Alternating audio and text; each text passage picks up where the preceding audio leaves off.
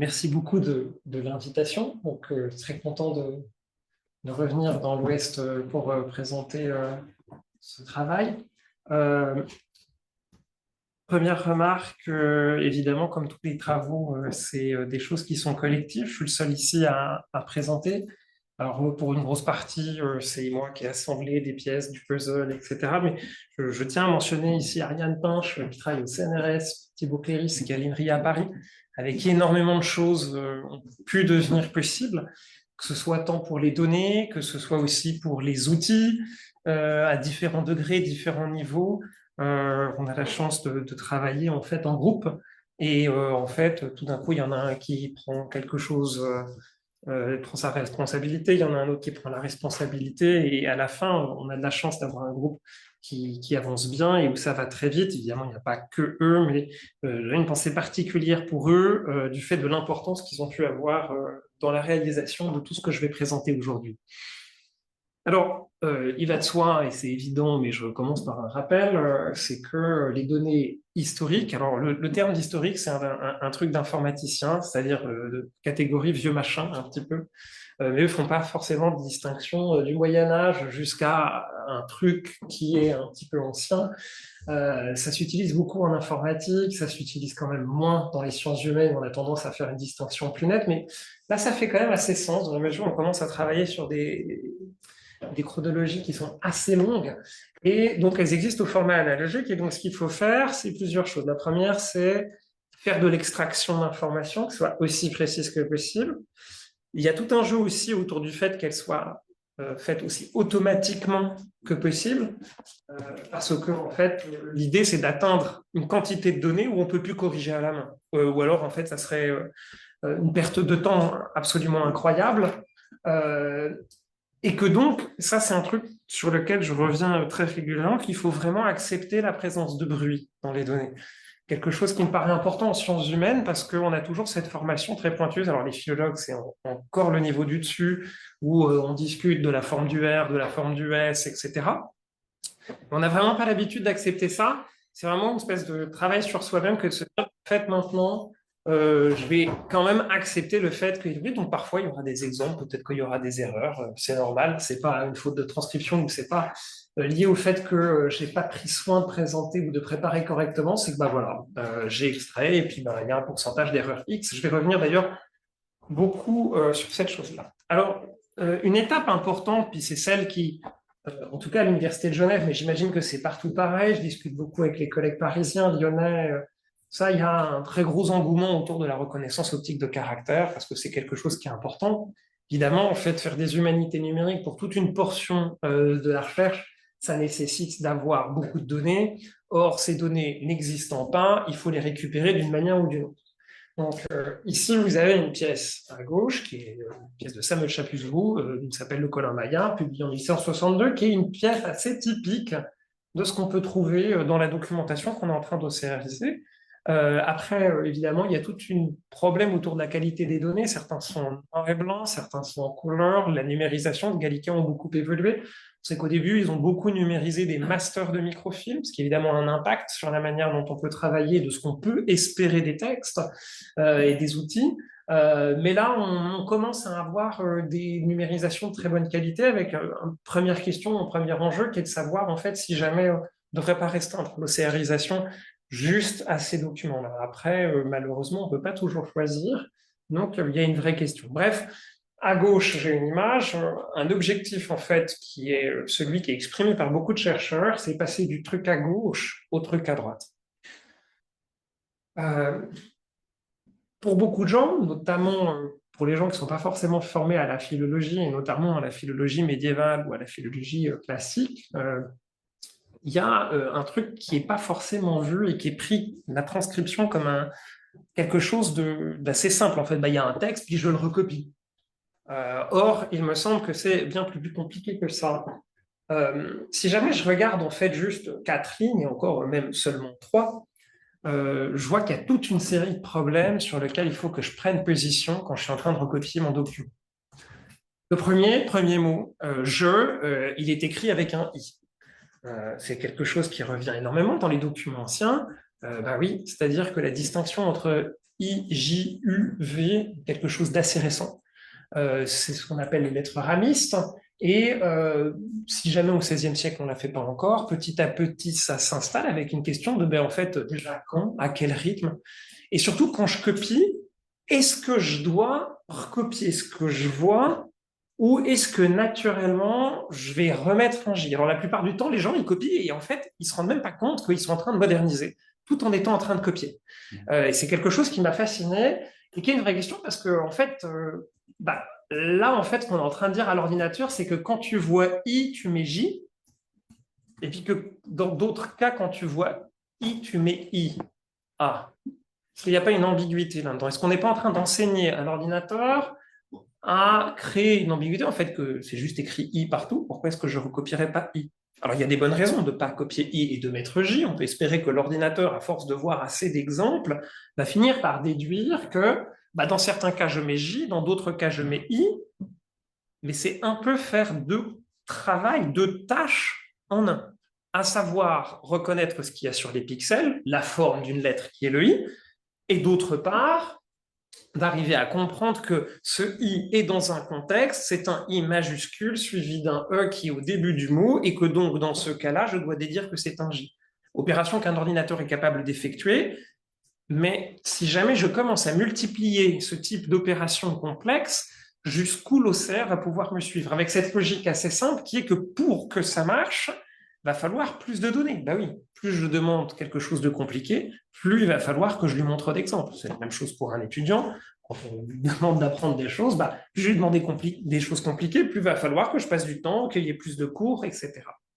Deuxième chose, j'ai essayé de ne pas utiliser du charabia de linguiste, donc j'ai mis les anciennes conjugaisons, mais en fait ici vous avez le morphème de la première partie, de la première personne du singulier à l'indicatif présent. Je vois qu'aujourd'hui on n'écrirait pas comme ça. Normalement on écrirait VOIS. Alors je garde le Y ou je garde pas le Y. Question, c'est une faute ou ça n'est pas une faute en français? Est-ce que c'est une faute en français du XVIIe siècle? Alors la réponse, le but n'est pas de faire un concours. Non, c'est pas une faute. Il y a une réflexion analogique qui s'est faite en fait où on a commencé à dire qu'il y avait un S à la première personne du singulier pour ce type de verbe et que donc en fait il a pris le S par analogie avec d'autres formes.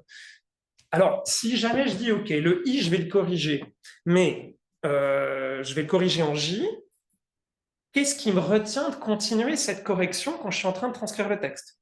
Est-ce que du coup je corrige tout?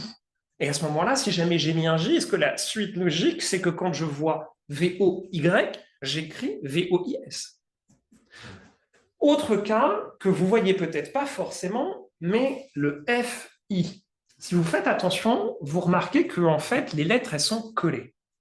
Ce qui se passe, en fait, c'est que vous avez ici une ligature et que donc, en fait, vous avez, dans l'imprimerie du XVIIe siècle, pour aller plus vite, notamment, mais pas que ça, deux caractères, deux lettres en un seul caractère d'imprimerie. Si jamais je veux recopier ce que j'ai sous les yeux, je n'ai pas F puis I, j'ai une ligature FI qui sont deux lettres en un seul caractère. Est-ce que cette information m'importe ou pas? On va dire, sinon, on s'en fiche de ce truc-là. Oui, mais il y a une chercheuse, Charlotte Biederman-Pass, qui a dit, en fait, il s'est passé un truc intéressant, c'est que la présence de ces ligatures dans la langue fait que on n'a pas pu moderniser aussi rapidement qu'on voulait. Exemple, S-lenté, qui faisait une ligature, le jour où on a voulu mettre un accent, en fait, ça embêtait les imprimeurs parce qu'eux, ils avaient l'habitude d'avoir leur ST, puis en fait, avec un caractère, ils faisaient deux lettres, et ça a probablement retardé l'apparition de l'accent en français. Alors, oui, on pourrait se dire que c'est pas si utile, et puis en fait, quand on commence à lire les linguistes, les philologues, on se rend compte qu'il y a un impact. Alors, ça va dépendre de la question de recherche que j'ai, ça va dépendre aussi de quel type de modèle je veux fabriquer. Quatrième question, passage seulement à la deuxième ligne, on va accélérer après dans la présentation, ne vous inquiétez pas, on ne va pas commenter toutes les lettres. Le S long.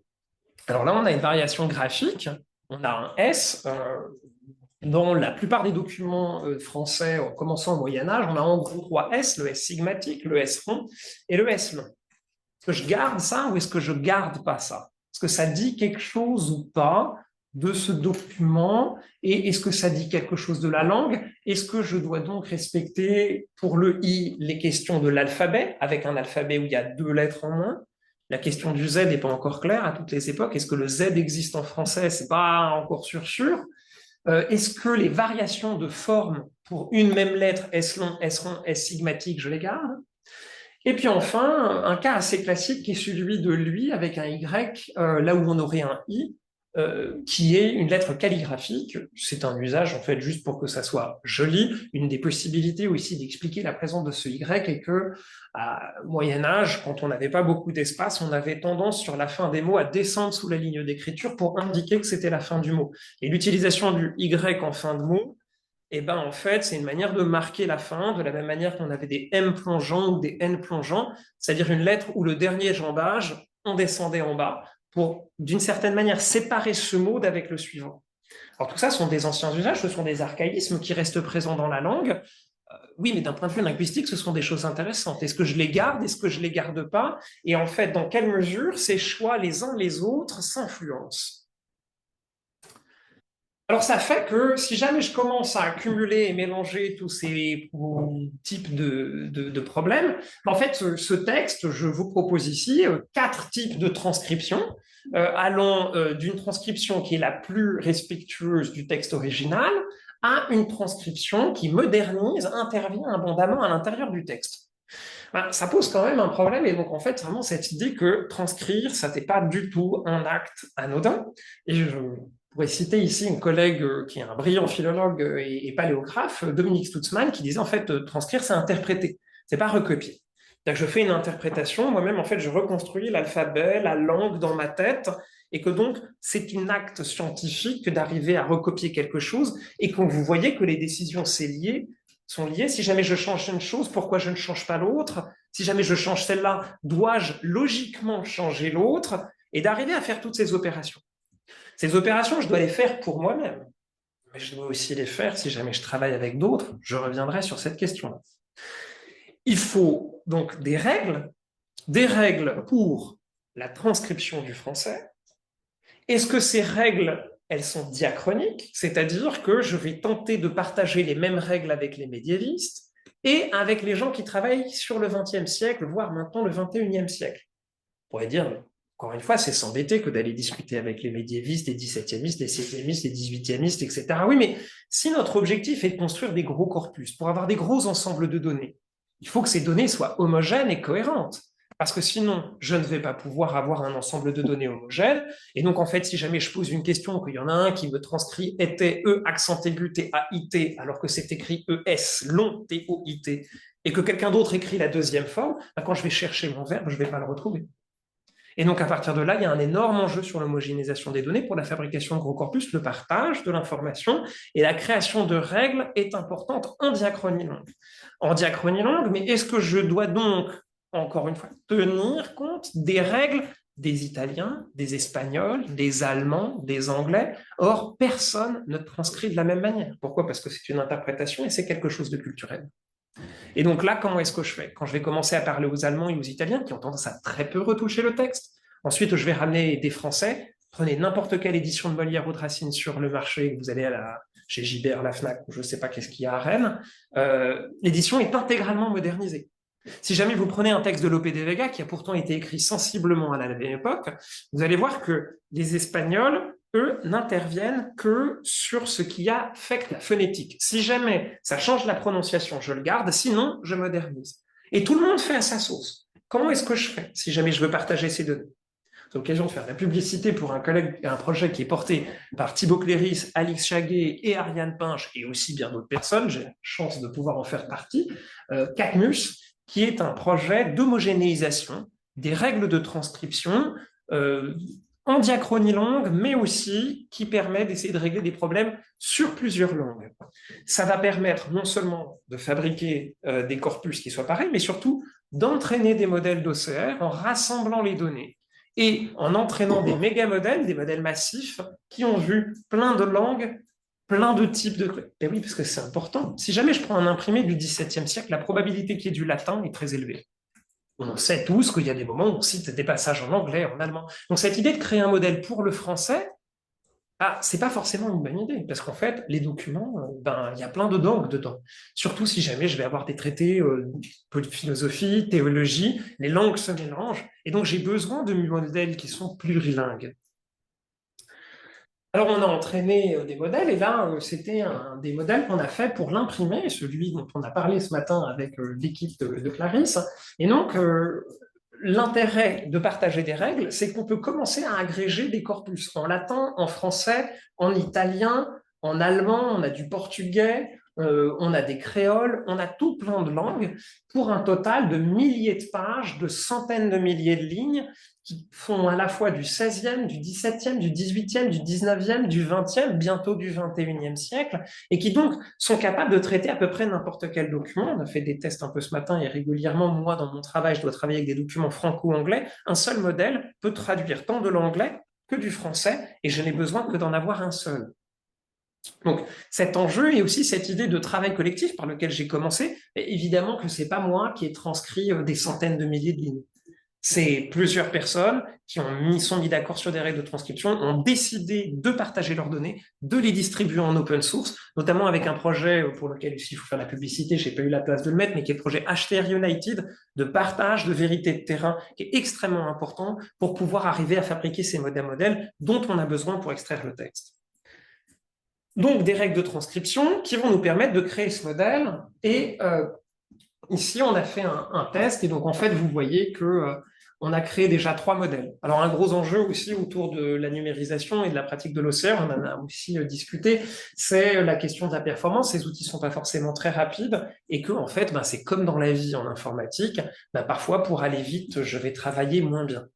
Oui, mais si jamais j'ai des milliers de pages, des dizaines de milliers de pages, des centaines de milliers de pages, chaque seconde que je gagne finit par être importante sur le long terme pour pouvoir arriver à ulcériser mes données. Et donc, on a créé, notamment avec Thibault, des modèles Tiny, Small et Large qui ont tous vu les mêmes données, mais qui ont des architectures de réseaux de neurones derrière qui sont différentes, plus ou moins précises, donc plus ou moins lourdes, avec des modèles qui sont donc plus ou moins lents. Plus il est lent, plus il est précis, mais plus il est rapide, plus il est imprécis. Mais peut-être que ce dont j'ai besoin parfois, c'est de la vitesse et non pas de la précision, et de pouvoir chercher, et c'est aussi ça une manière, notamment pour les étudiants, d'essayer de comprendre c'est quoi de la recherche en humanité numérique. Ça n'est pas que ça, mais c'est aussi ça. Cette idée de créer des normes collectives, on a besoin de savoir ce que c'est qu'un document et comment le transcrire, mais aussi des compétences en informatique pour savoir comment entraîner un modèle, quelles sont les possibilités qui s'offrent à moi pour pouvoir le transcrire le plus rapidement, le plus efficacement. Donc, un article qui a été publié avec le modèle qui maintenant est gratuitement disponible en open source et que vous pouvez utiliser soit avec la plateforme eScriptorium, vous pouvez demander un accès à l'INRIA à Paris, normalement c'est sur projet, vous pouvez y accéder, sinon comme c'est en open source aussi l'outil, vous pouvez l'installer directement sur votre machine. Il faut peut-être quelques compétences en informatique, mais normalement le travail a été relativement bien fait.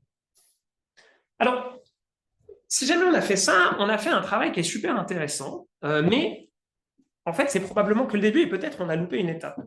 Dans l'ordre des choses que je voudrais faire, est-ce que l'OCR est la première? Je ne suis pas sûr. Est-elle la plus importante? Peut-être pas non plus.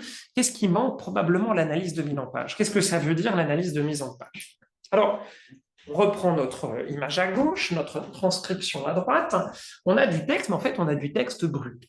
On a plein de lettres qui se suivent, avec parfois des retours à la ligne. Il n'y a aucune différence entre scène 2, Isabelle, Marine. Marine, vous portez un visage triste. À la veille d'un mariage, Isabelle, Marine, pour un tel mari, mon cœur peut-il être attendri, etc. Or, on voit bien que ce n'est pas la même chose. Dans un cas, on a une information sur la structure de la pièce, c'est la deuxième scène. Ensuite, on a une information scénique sur qui se trouve sur scène à ce moment-là. Ensuite, on reprend une de ces informations pour dire qui prend la parole et ensuite est écrit ce que dit cette personne. Ça n'est pas la même chose. C'est une information qui est différente pour ces différents types de vie. Et donc, je ne perds pas quelque chose. Parce que quand on voit à gauche, instinctivement, tout le monde comprend qu'en fait, je n'ai pas affaire au même type d'information en fonction des lignes. C'est écrit en capital, c'est écrit plus gros, j'ai une initiale, j'ai des retours à la ligne, certaines choses sont des vers. Il est possible que dans cette d'imprimé, j'ai des parties en prose, oui, des parties liminaires, le privilège du roi qui donne l'autorisation d'imprimer ce texte. Mais le fait que ce soit en prose montre que ce n'est pas de la pièce. Donc en fait, si jamais je veux commencer à étudier le texte, Ben, c'est quoi le texte? Est-ce que c'est juste ce qui est dit sur scène? Est-ce que ce sont les informations qui sont dans l'idascalie? Est-ce que ça serait pas intéressant d'essayer de comprendre une pièce juste à partir de ce qui est dit et non pas de ce qui est mis dans les didascalies? Parce qu'a priori, on peut se dire que le lecteur ou le spectateur, surtout le spectateur, ne peut pas avoir accès à toutes les informations, par exemple. Ou bien, en fait, qu'est-ce qui est dit et qu'est-ce qui est montré? Ce sont deux choses qui sont différentes. Qu'est-ce qui est suggéré par le geste, etc. Et donc, en fait, on a besoin d'arriver non pas seulement à extraire le texte, mais à extraire plus d'informations, notamment par quelque chose qu'on appelle la restructuration du document, la restructuration des données, pour pouvoir arriver à recréer au mieux l'information qu'on a et qu'on perdrait autrement.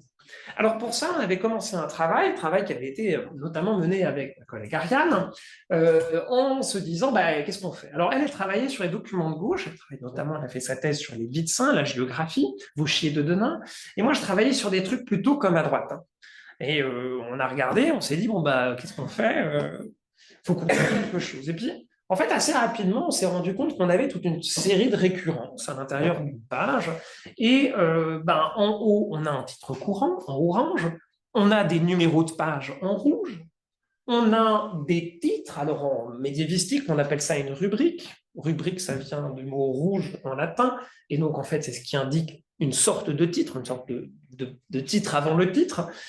On a des initiales, une c'est une sorte d'initiale assez classique, tandis que l'autre c'est une enluminure avec des informations à l'intérieur encore une fois. Et puis dans la zone bleue, on a du texte. Alors, on s'est dit, mais là en fait on a quelque chose en commun.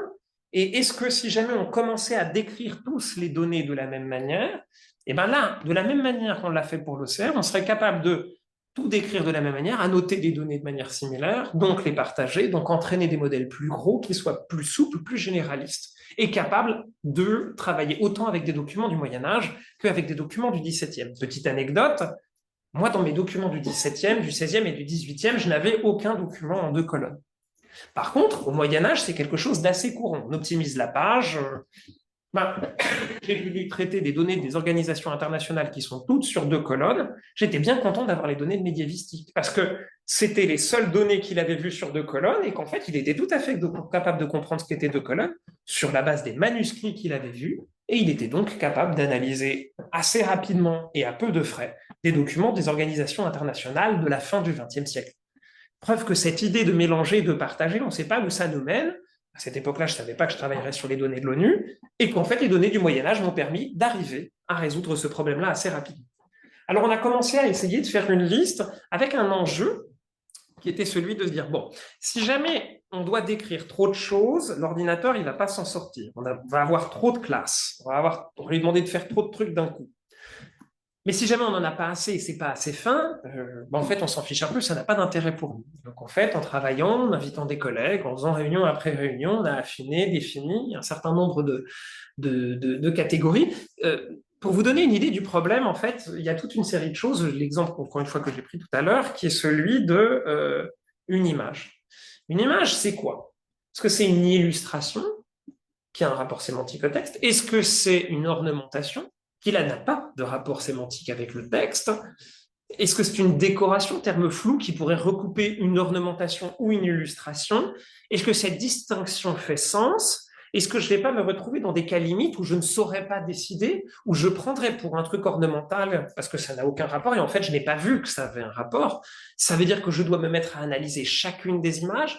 Et donc en fait, en faisant ce raisonnement sur toutes les catégories, tous les cas de figure qui pouvaient être présentés, et en faisant cet arbitrage entre précis mais peu nombreux, on est arrivé à cette classification qui nous permet, grosso modo, de nous en sortir assez bien pour à peu près n'importe quel type de document.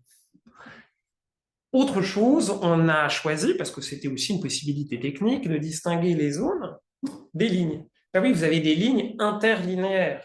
Alors elles sont bien dans le corps du texte, c'est juste qu'en fait elles ont été rajoutées parfois à la main ou parfois d'une autre manière par une autre personne que par l'auteur lui-même. Est-ce que c'est dans la marge, est-ce que ça n'est pas dans la marge, etc. Donc on s'est mis aussi à distinguer des lignes et des zones. Et donc le projet a avancé, on a récupéré pas mal de données, on a réussi à entraîner un modèle, mais des collègues de l'INRIA ont repris ce projet et ils sont allés encore plus loin en rajoutant non pas des catégories, mais des sous-catégories. main zone qui contient le texte peut être à la fois une prise de parole, SP, ça peut être un paragraphe, P, ça peut être un vers, L, etc., etc., etc. Donc, plutôt que de refaire le travail, en fait, ils l'ont précisé en pouvant s'appuyer sur le travail qui a été fait précédemment. Encore une fois, je mettrai les slides à disposition. Vous voyez, j'ai mis tous les liens, les noms des projets pour que vous puissiez les retrouver assez facilement, ainsi que les différentes références bibliographiques sur lesquelles je m'appuie pour faire cette présentation. Alors, ça fait qu'au départ, on était capable de faire une détection des zones qui ressemblait à ça. Bah, on a le numéro de page, alors, ça ne se voit pas, mais les couleurs sont différentes. En haut à gauche, vous avez le numéro de page. En haut, vous avez le titre courant. Ensuite, vous avez un bloc de texte, une zone graphique, et ensuite, une zone de texte. L'avancée de la recherche nous permet maintenant de faire des précisions qu'on n'était pas capable de faire jusqu'à présent. Vous voyez que la couleur du violet est légèrement différente en haut qu'en bas. Pourquoi? Parce qu'en fait, c'est une prise de parole qui est la continuation de la page précédente, qui va nous permettre de reconstituer une prise de parole qui est à cheval sur 2 pages. Tandis que les 2 en bas sont des prises de parole dans un violet plus foncé. C'est donc une autre type de catégorie qui, elle, renvoie à des prises de parole dont on a au moins le début et on ne sait pas si jamais on a la fin, en tout cas pour la dernière. Ensuite, vous avez en jaune une zone qui nous permet de dire que c'est de la titraille et que donc ça a un rapport différent à ce qu'on a là. Et donc, on voit qu'on n'est pas encore parfait, qu'on n'a pas réussi à sortir le nom des personnes, mais que quand même, on est capable d'avoir un certain nombre d'informations qui font que, à peu de frais, en faisant des expressions régulières ou un peu de traitement automatique des langues, une prise de parole, si jamais j'ai quelque chose qui est en majuscule au début, c'est probablement le nom de la personne. Et donc, assez rapidement, par exemple, je pourrais décider d'avoir toutes les prises de parole d'un personnage par rapport à toutes les prises de parole d'un autre personnage. Et justement, dans la revue Humanité numérique, il y avait une ancienne étudiante du certificat de spécialisation en humanité numérique de Genève qui avait travaillé en fait sur comment parlent les personnages et le travail de l'auteur sur le fait qu'un personnage parle d'une manière, un autre personnage parle d'une autre manière, en travaillant sur le théâtre québécois et en montrant que certains avaient lissé leur langue, leur accent québécois, tandis que d'autres, en fait, le surjouaient et que c'était caractéristique de ces personnages et qu'il y avait donc tout un jeu au niveau de la langue qui n'était pas forcément évident pour le lecteur, mais qui était un travail de l'auteur qui était assez manifeste dès lors qu'on comparait la totalité des répliques de l'un par rapport à la totalité des répliques de l'autre. On peut donc maintenant ouvrir le champ automatique à essayer d'aller très rapidement récupérer toutes les prises de parole d'une personne, d'une autre, les comparer, les mesurer, qui parle plus, qui parle moins, qui parle avant qui parle après qui se fait interrompre avec les 3 points, etc. Et donc, l'idée, évidemment, c'est d'arriver encore plus loin, à arriver à encoder encore mieux les choses. Mais pour l'instant, on voit qu'on est quand même capable d'arriver à un niveau de granularité élevé, étant donné que chaque retour à la ligne est une fin de vers, on est quand même capable d'avoir tous les vers d'une réplique à l'intérieur d'une pièce, qui est à l'intérieur d'une scène, qui est à l'intérieur d'un acte. Ben oui, parce qu'en fait, une scène, c'est quoi? C'est entre une balise head où il y a scène dedans, jusqu'à la prochaine balise head dans laquelle il y a scène ou acte qui indique donc une autre scène ou qu'un autre acte commence. Et donc, je peux reconstituer toute la forme du texte au-delà même du niveau de la page. Et ça me permet d'avoir une restructuration automatique de la totalité de la pièce. C'est pour ça que c'est intéressant aussi le théâtre, c'est que c'est un exercice fascinant parce que c'est un genre assez structuré, surtout à l'époque classique, 16e, 17e, 18e. On a des régularités qui nous permettent assez facilement de faire ce jeu de reconstitution. Alors, en ayant la partie de droite, si jamais il y a des étudiants en humanité numérique qui ont fait du XML-TEI, et ben en fait, on arrive automatiquement à passer de la partie de droite à la partie de gauche.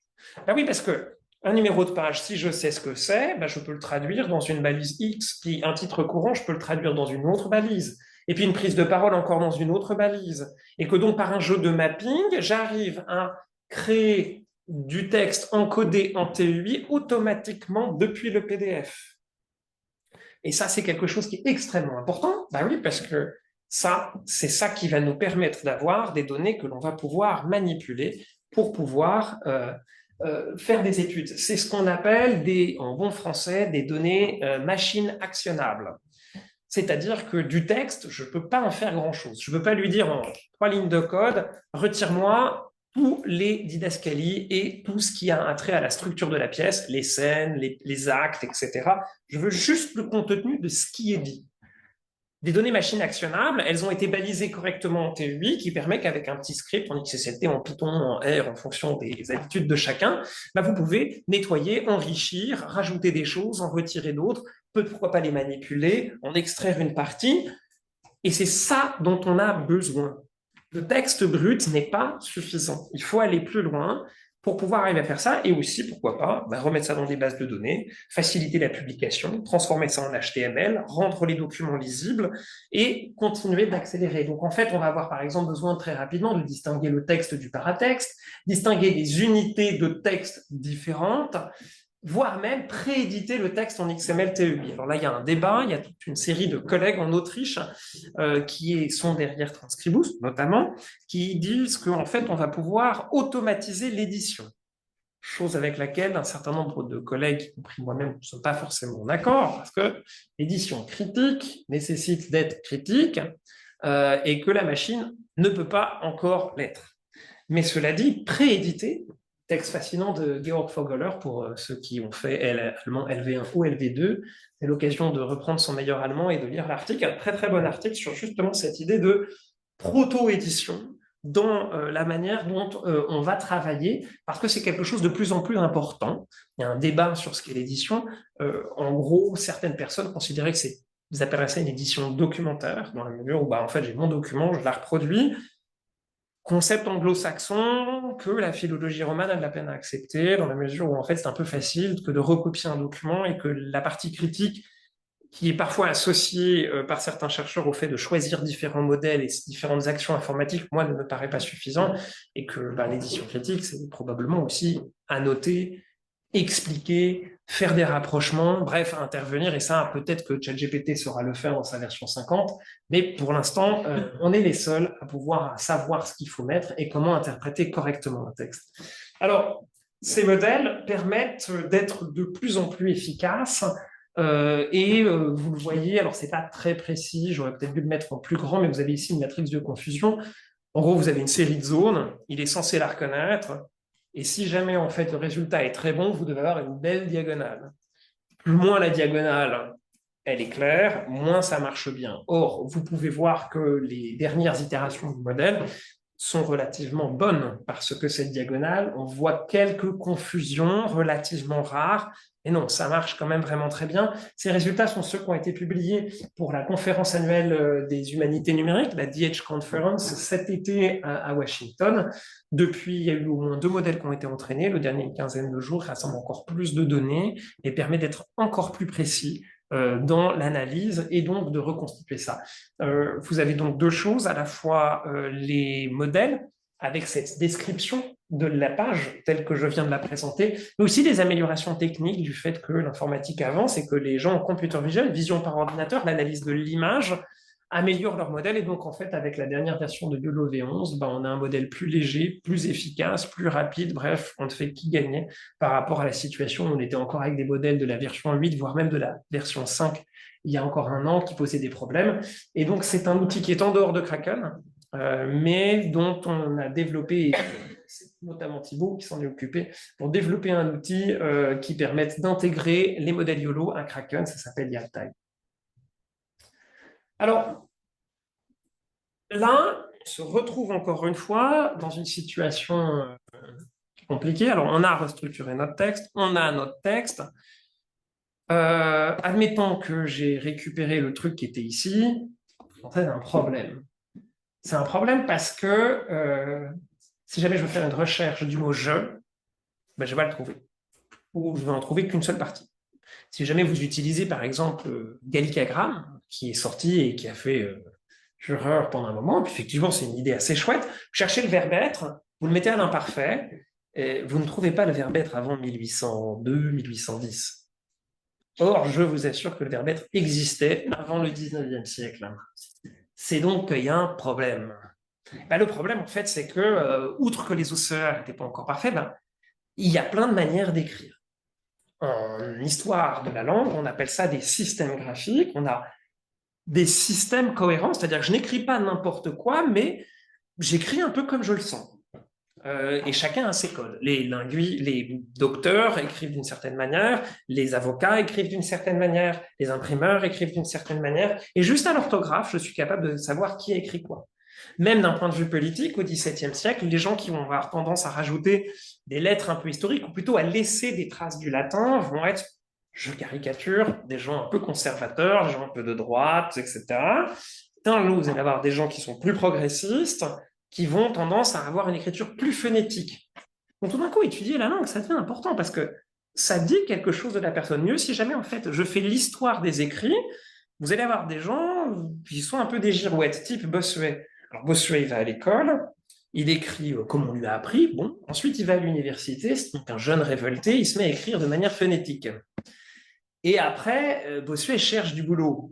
Alors, il rentre un peu dans le rang. Il va commencer à écrire de manière de moins en moins phonétique. À un moment, il rentre dans les ordres, devient prêtre, et l'Église n'étant pas forcément toujours une institution ultra-progressiste, il va avoir tendance à accentuer le caractère conservateur et réactionnaire de son écriture, jusqu'à finir par réintégrer des lettres que pourtant il avait retirées. Là, en fait, on vient dessiner le profil de quelqu'un. Probablement, lui a fait cette réflexion, il sait ce qu'il fait, parce qu'il a parlé de son orthographe à certains moments, mais qu'en fait, en lissant l'orthographe, on ne voit plus. Or, c'est fondamental, parce qu'en fait, comment expliquer les changements politiques ou d'idées de Bossuet? Lui-même ne peut pas dire, ouais, en fait, bon, j'étais un jeune, bon, en fait, j'étais nul, un peu révolté, puis ensuite, je suis devenu quelqu'un de raisonnable, je suis rentré dans le rang. Non, mais on peut dessiner des parcours intellectuels à partir de la langue. Alors, c'est important de l'avoir, cette origine, ce document original, mais c'est aussi important d'avoir une version qui me permette d'avoir un texte un petit peu normalisé, dans lequel je vais pouvoir chercher, peu importe le siècle, peu importe l'endroit, un mot, peu importe comme il est écrit. Et donc, en fait, un des idées qu'on va avoir, en fait, c'est d'avoir plusieurs versions du texte. Oui, parce que ce qui sort de l'OCR, c'est très utile, c'est très bien, c'est très proche de l'original, mais ça n'est pas quelque chose de lisible. Les S longs, on n'est pas habitué, les gens prennent ça pour des F, c'est pas utile, c'est pas important. Pour faire des analyses, oui, mais pour lire, pas. Donc, je vais peut-être passer à quelque chose qui ressemble à la deuxième version, voire la troisième, une sorte d'entre-deux, ce qu'on va appeler une transcription semi-diplomatique, c'est-à-dire qui conserve une partie des traits anciens, mais qui intervient sur certains traits récurrents de la langue ancienne que l'on lisse afin de faciliter la lecture par le lecteur. Et enfin, une dernière version qui va être celle du bas, qui va être une version intégralement normalisée, c'est-à-dire alignée sur le français contemporain, qui va me permettre des recherches et qui va passer par-dessus la variation graphique, rétablir l'orthographe d'aujourd'hui, parce que ça peut avoir des utilités, par exemple, à des fins de recherche. Toute une partie de la recherche désormais, c'est d'arriver à passer d'une version à une autre automatiquement. Alors, pour ça, en fait, on a, comme je l'ai dit, deux types de lexiques qui sont en train de s'installer. Pour ce qui va être de la partie de l'OCR, on va notamment hésiter entre une transcription allographétique et graphématique. Oui, parce qu'en en fait, avec l'ordinateur, on est capable de faire des choses qu'on n'était pas capable de faire jusqu'à présent, qui sont garder toutes les formes, tous les types de S, tous les types de R, les R rotonda, les R qu'on connaît aujourd'hui, les S sigmatiques. Ah oui, si, il faut faire attention. Est-ce que je ne veux pas trop moderniser, mais je ne veux pas tout garder. Alors maintenant, on a tendance à dire graphématique. C'est-à-dire, en gros, on réduit ce qu'on voit à l'alphabet. Mais l'alphabet, il a bougé. Donc, ce n'est pas tout à fait facile, mais c'est un peu cette idée. Et qu'ensuite, une fois que j'ai cette transcription graphématique, je vais devoir passer à une transcription semi-diplomatique, avec des interventions pour faciliter la lecture, voire interprétative pour pouvoir faciliter les recherches. Avec, encore une fois, toute une série de modifications qui sont complexes. Passer de Y à I sur une simple base lexicale, je peux le faire, ça, il n'y a pas de problème. Transformer un S long en S rond, ça va. Par contre, longtemps, qui est en deux mots, est-ce que je dois le transformer en un seul? Dans certains cas, oui, dans d'autres cas, non. Si jamais j'ai quoique, parfois c'est deux mots, parfois ça devient un seul mot. Là, on rentre sur des cas où on va devoir analyser le contexte pour pouvoir passer de l'un à l'autre. Alors, on a un truc qui nous permet de faire ça, c'est la traduction automatique. Traduction automatique qui nous permet de passer de l'anglais, I'm going to the restaurant, au français, je vais au restaurant. Et vous voyez qu'en fait, il est capable de gérer assez simplement le fait qu'on passe d'un token à deux ou de deux tokens à un. cette idée, elle est déjà utilisée par les spécialistes des réseaux sociaux qui travaillent notamment sur le jeune, comment parle le jeune dans les réseaux sociaux. Le jeune ne sait pas écrire le français, c'est bien connu. Et donc, en fait, il écrit des trucs bizarres que sa grand-mère ne comprend pas. Et donc, en fait, on va avoir besoin d'outils pour passer de la version du haut à la version du bas, pour simplifier à des vieux comme moi la compréhension du jeune. Mais c'est intéressant parce qu'en en fait, on comprend ce qui est écrit. C'est juste difficilement analysable par une machine. Or, la normalisation va nous permettre, assez simplement, d'arriver à analyser ce qu'il y a à l'intérieur. Ça, c'est de la machine translation, la traduction automatique, qui est l'utilisation de techniques informatiques pour traduire du texte ou de la parole d'une langue à une autre, y compris les nuances contextuelles, idiomatiques et pragmatiques des deux langues. Les nuances contextuelles, ça, c'est quelque chose qui est très important. Et donc, en fait, l'idée, c'est que de la même manière que je passe de l'anglais au français, je vais passer de la sortie au CER au texte édité. Je vais lui apprendre à traduire non pas d'une langue à l'autre, mais d'un état de langue à un autre, ou d'un type de transcription à un autre type de transcription, qui va me permettre de gérer justement les quoique, une locution qui va devenir une simple conjonction, ou bien par exemple le cas assez typique est de vôtre, qui s'écrit toujours avec un S au XVIIe siècle, mais ce S va parfois devenir un accent circonflexe, c'est le vôtre, mais par contre ne va pas devenir un accent circonflexe quand je vais dire que c'est votre voiture. Et donc en fait, je vais avoir besoin du contexte, et que ça, la traduction automatique, c'est très bien le faire. Alors, ce qu'on a fait, c'est qu'on a testé différentes méthodes. Au départ, on avait du Rule-Based Machine Translation, Statistical Machine Translation, et enfin du Neural Machine Translation, qui sont trois manières de faire qui, dans le temps, se sont succédées. La première, c'est le vrai ancien TAL. Ben, je définis des règles, et puis je vais passer de l'une à l'autre. La deuxième, c'est qu'en fait, on s'est dit, bah, enfin, quand même, il y a toute une série de choses qu'on peut deviner un peu statistiquement. Par exemple, EST, soit c'est le verbe être à la troisième personne, soit c'est l'est, le point cardinal. Bah, statistiquement, quand même, dans un texte, on va être tous d'accord ici pour dire que c'est plus de chances que ce soit le verbe être, surtout s'il y a un pronom devant. Il est, c'est rarement il est.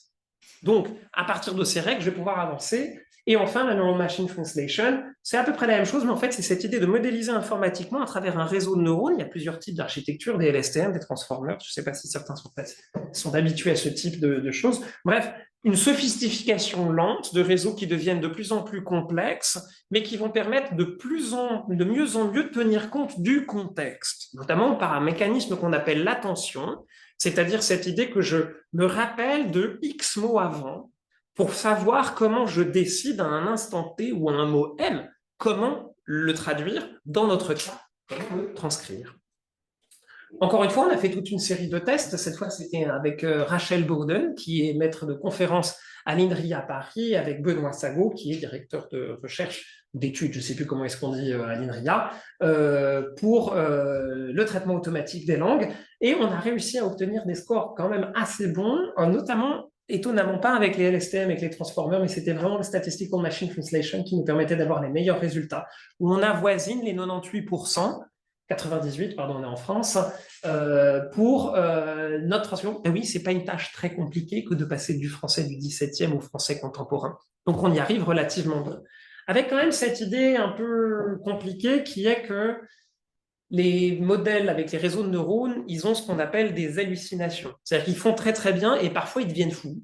Et ils transcrivent n'importe quoi. Genre, mais vraiment un mot qui vient, il l'a inventé comment lui, et il arrive comme ça. Ce qu'on appelle la sous-correction et la surcorrection, où en fait, vous allez voir qu'en fait, les transformers, les LSTM, les SNT, ben, ils ont tendance à trop intervenir, tandis que les autres, notamment les approches à base de règles ou d'alignement comme ABBA, vont avoir tendance, elles, à sous-intervenir.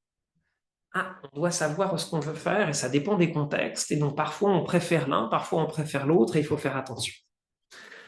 Autre chose qui est importante, comme j'ai besoin de toutes ces strates, je fais attention à ne pas dégager une strate une fois que je l'ai transformée. Je les conserve les unes avec les autres parce que justement, elles vont me permettre d'avoir différents usages et donc, ce faisant, de pouvoir chercher, utiliser à différents endroits à l'intérieur de mon code pour pouvoir arriver à faire plein de choses et donc d'avoir un fichier maître dans lequel j'ai toute mon information qui est exploitable, facilement distribuable, pérennisable, en TEI, donc archivable et réutilisable par beaucoup de gens. Ça va nous permettre de faire plein d'études, ben oui, c'est-à-dire que si jamais je compare la version originale avec la version régularisée, je suis capable de deviner comment je passe de l'un à l'autre, qu'est-ce qui est différent.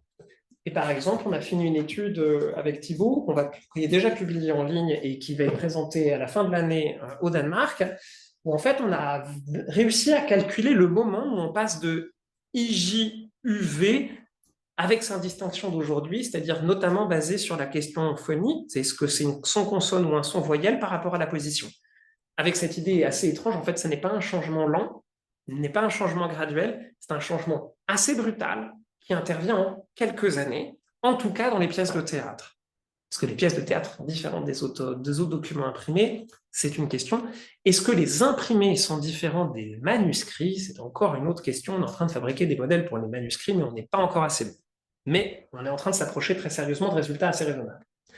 Je m'approche lentement de la fin, j'accélère parce que je vois que il ne me reste pas forcément beaucoup de temps. La question des entités nommées. Encore une fois, c'est vraiment cette idée, j'ai essayé d'expliquer, c'est je ne prends pas juste le texte, j'enrichis, et il y a une couche, et il y a une deuxième couche, et il y a une troisième couche, et il y a une quatrième couche, et je les accumule, et je sors de l'information, et de l'information, et de l'information.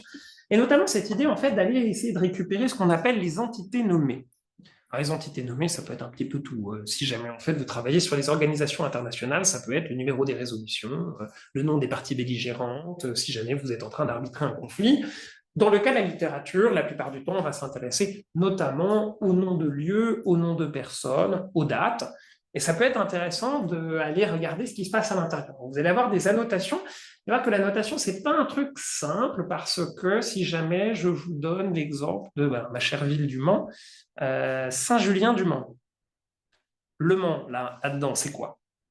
C'est un nom de lieu? Non, c'est Saint-Julien-du-Mans. Alors, Julien, c'est un nom de personne? Non, c'est le nom d'une église. Ah, non, mais en fait, il y a le nom d'une personne dans le nom d'une église. La cathédrale Saint-Julien-du-Mans. Comment est-ce que je fais pour gérer ces multiples couches, encore une fois, d'informations? C'est extrêmement complexe, en fait, ce qu'il y a à l'intérieur. Et donc, en fait, on a ce qu'on appelle en bon français, encore une fois, nested annotation, cette idée qu'en fait, j'ai le duc de Souabe. Le duc de Souabe, c'est une personne, mais Souabe, c'est un nom de lieu. Et donc, en fait, ici, vous voyez que c'est une personne, mais qu'il y a une partie qui est le titre, une autre qui est composant du nom, et qu'à l'intérieur de ce nom de personne qui contient un titre, j'ai un nom de lieu et de dépiauté. Sauf qu'en fait, vous voyez que quand vous préparez ce type de données-là, un mot, c'est le LEM, la POS, la Corse, Find.com, Nested, Wikidata ID si jamais vous voulez désambiguer quelle est la personne. Ça veut dire 7 colonnes à remplir pour chacun des mots. Alors moi, pendant le Covid, j'en ai fait 4,5 millions. C'est un très bon Covid. Mais du coup, on a un super truc pour le français moderne pour arriver à faire des reconnaissances d'entités nommées. J'ai réussi à battre avec le français du 17e l'anglais contemporain. Ça, c'était vraiment le no-life total. Mais c'était l'époque qui voulait ça. Donc, je peux avoir ce tableau et on a essayé de faire un truc. Alors là, c'est un peu pour essayer de faire de la réclame un peu de l'actualité. Tout le monde parle ChatGPT, big modèle de langue, etc. En fait, on a essayé avec Pedro d'entraîner un modèle qui s'appelle d'Alembert, qui est donc une version fine-tunée de Camembert. Alors, à chaque fois que vous avez un nom bizarre avec B-E-R-T dedans, c'est un modèle BERT. BERT, c'est Camembert, ça c'est la version de Paris. Les Grenoblois, ils ont fait Flaubert. Et alors après, c'est parti, Roberta, machin. Donc nous, on a fait d'Alembert.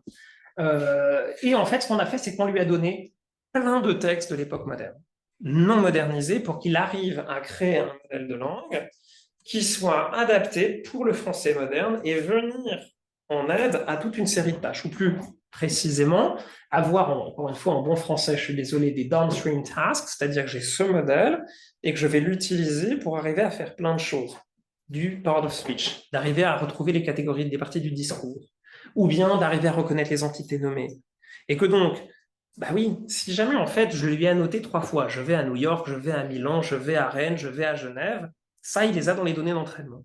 Le jour où il voit je vais à Miami, il voit quelque part dans le modèle de langue que Miami se comporte un peu comme New York. Oui, c'est un nom de ville. Et que donc, en fait, il va venir un petit peu en aide au modèle qui, lorsqu'il n'a pas vu les données dans l'entraînement, est capable d'arriver à désambiguiser un petit peu mieux. Et donc, on a réussi à faire ça et encore une fois, avoir des scores relativement bons. Vous regardez ici le score F1, on est environ à 93%, ça c'était les tout premiers, donc c'est-à-dire 93% de réussite pour les personnes, je vais y arriver, et environ aussi 93% pour les lieux. Pour les montants, c'est-à-dire des chiffres, etc., on est à 98. Pour les informations temporelles, 95, la semaine de Pâques. Si jamais, en fait, on est sur les fonctions, le prince de machin, 91, et puis ensuite d'autres tâches sur lesquelles on est un petit peu moins bon, mais on est quand même relativement bon.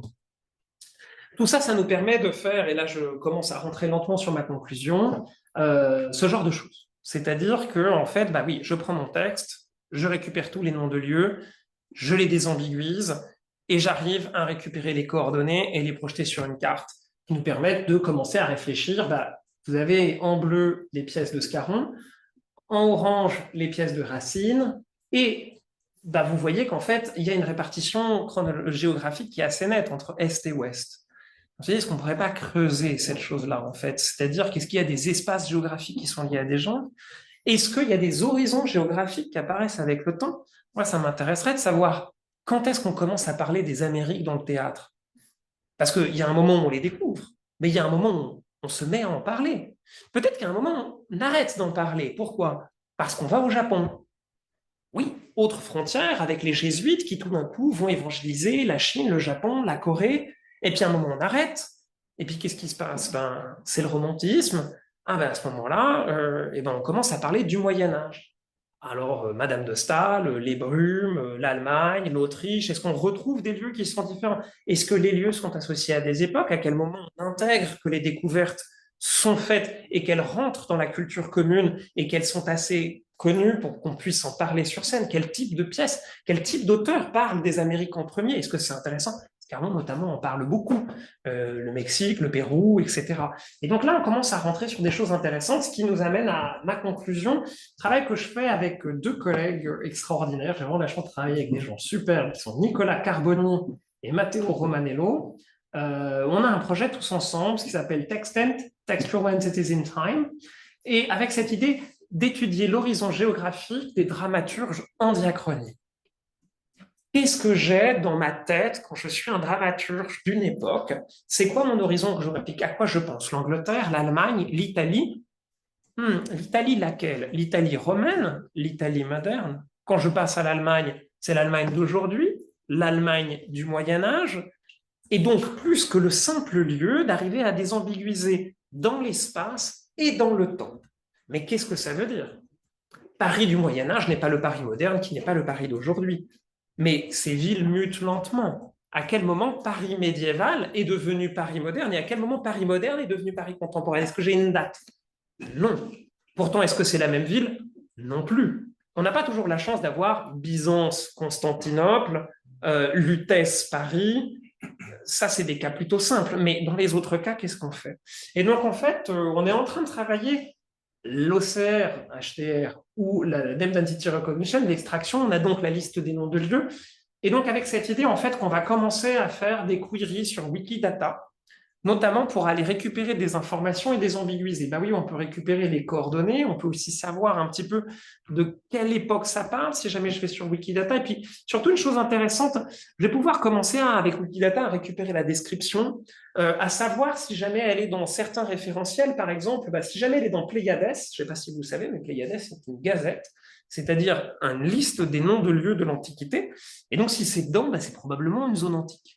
Si jamais vous vous retrouvez Ostie dedans, mais vous ne retrouverez pas Rennes, je pense, bon peut-être, mais vous ne retrouverez pas New York à l'intérieur de Pléiades. Donc, en allant commencer à faire des requêtes complexes dans lesquelles on a le temps, les coordonnées géographiques, les descriptions qu'on peut analyser de Wikipédia, en allant chercher différentes gazettes, non seulement récupérer le lieu où se trouve un lieu, avec ses coordonnées géographiques, mais aussi le lieu dans le temps. Est-ce que je parle du passé? De quel passé? Est-ce que je parle de mon temps présent? Et comment est-ce que ça évolue? C'est un peu ça le projet Textent. dont je ne peux faire que le teaser parce qu'on a commencé il y a un mois. Mais peut-être vous aurez la chance de voir la suite et je vous tiendrai bien volontiers au courant. En attendant, je crois que j'ai à peu près tenu mon temps. Donc, je vous remercie de votre patience et je reste disponible pour toutes vos questions. Merci.